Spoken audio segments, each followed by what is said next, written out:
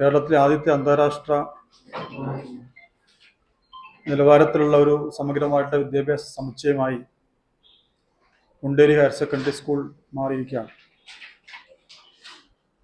മുദ്ര വിദ്യാഭ്യാസ സമിതിയുടെ നേതൃത്വത്തിലുള്ള പ്രവർത്തനങ്ങൾ മുണ്ടേരി ഹയർ സെക്കൻഡറി സ്കൂളിനെ അന്താരാഷ്ട്ര നിലവാരത്തിലേക്ക് എത്തിച്ചിരിക്കുകയാണ്. പൊതുവിദ്യാഭ്യാസ മേഖലയെ ശക്തിപ്പെടുത്താൻ ബഹുമുഖമായ പ്രവർത്തനങ്ങളാണ് 2016 മുതൽ കേരളത്തിൽ നടന്നുകൊണ്ടിരിക്കുന്നത്. പിണറായി സർക്കാർ വന്നതിന് ശേഷം വിദ്യാഭ്യാസ മേഖലയിൽ വലിയ മാറ്റങ്ങളിലൂടെ മുന്നോട്ടേക്ക് പോവുകയാണ്.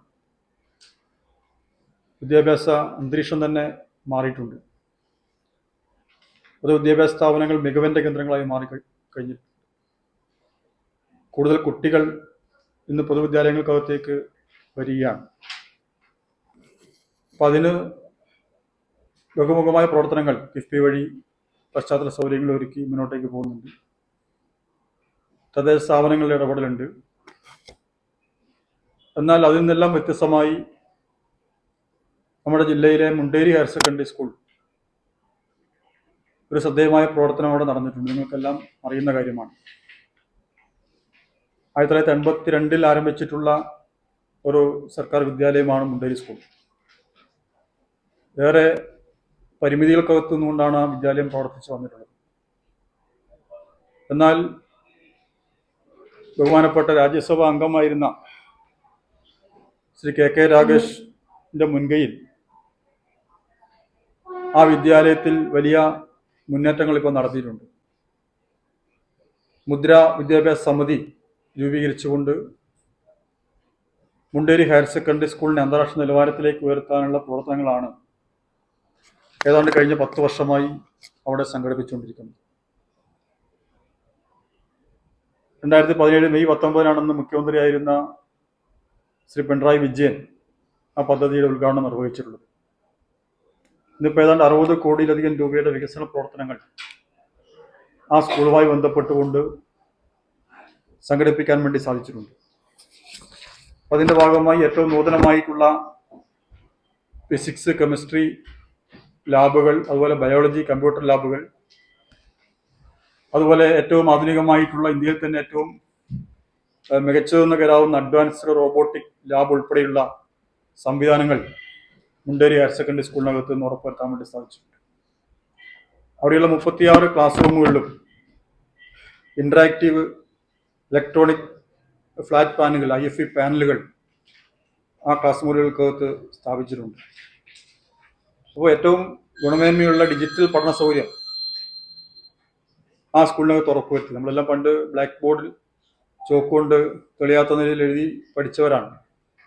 അവിടെ നിന്നാണ് ടച്ച് സ്ക്രീനുള്ള ലോകത്തിൻ്റെ ഏത് ഭാഗത്തുനിന്നും ലൈവായി ക്ലാസ്സിൽ കുട്ടികൾക്കായി സംവദിക്കാൻ വേണ്ടി സാധിക്കുന്ന രീതിയിൽ ഓരോ ക്ലാസ് മുറി 36 ക്ലാസ് മുറികളിലും ആ സംവിധാനം ഇന്നവിടെ ഒരുക്കിയിട്ടുള്ളത്. സൗരോർജ പ്ലാന്റ് കേരളത്തിലെ മറ്റേതെങ്കിലും വിദ്യാലയത്തിലുണ്ടെന്ന് കരുതുന്നില്ല. അത്രയും വലിയ സൗരോർജ പ്ലാന്റ് അവിടെ സ്ഥാപിച്ചിട്ടുണ്ട്. അതുപോലെ അവിടെ ഏറ്റവും ആധുനികമായിട്ടുള്ള വീഡിയോ കോൺഫറൻസ് ഹാൾ, 200 ആൾക്ക് ഇരിക്കാൻ പറ്റുന്ന ഇന്ററാക്റ്റീവ് പാനൽ ഉൾപ്പെടെയുള്ള വലിയ കോൺഫറൻസ് ഹാളുകൾ ഉൾപ്പെടെ അവിടെ സജ്ജമായിട്ടുണ്ട്. ഡിജിറ്റൽ ലൈബ്രറി, ഏറ്റവും ആധുനികമായിട്ടുള്ള ഡിജിറ്റൽ ലൈബ്രറി അവിടെ സജ്ജമായിട്ടുണ്ട്. അതുപോലെ തന്നെ അവിടെ സ്റ്റേഡിയം, ഫുട്ബോൾ സ്റ്റേഡിയം, ആംബി തിയേറ്റർ, അതുപോലെയുള്ള സൗകര്യങ്ങൾ എല്ലാം ആ വിദ്യാലയത്തിൽ ഉറപ്പുവരുത്താൻ വേണ്ടി സാധിച്ചിട്ടുണ്ട്. എന്ന് മാത്രമല്ല, അവിടെ ഇപ്പോൾ ഒരു വലിയ പ്ലാനിറ്റോറിയത്തിൻ്റെ നിർമ്മാണം അവസാന ഘട്ടത്തിലാണ്. അത് പൂർത്തീകരണത്തിലേക്ക് എത്തുകയാണ്.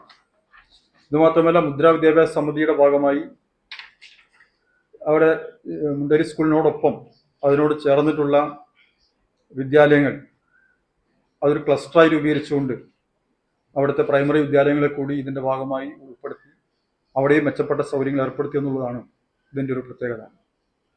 ഇതിനെല്ലാം ആവശ്യമായിട്ടുള്ള ഫണ്ടുകൾ സമാഹരിച്ചിട്ടുള്ളത് പ്രധാനമായിട്ടും CSR ഫണ്ടുകളാണ്. പൊതുമേഖലാ സ്ഥാപനങ്ങളുടെ ഒക്കെ CSR ഫണ്ടുകളാണ്. അതുപോലെ MP ഫണ്ടുണ്ട്, MLA ഫണ്ടുണ്ട്, കിഫ്ബി വഴിയുള്ള ഫണ്ടുണ്ട്, ജില്ലാ പഞ്ചായത്തിൻ്റെ ഫണ്ടുണ്ട്.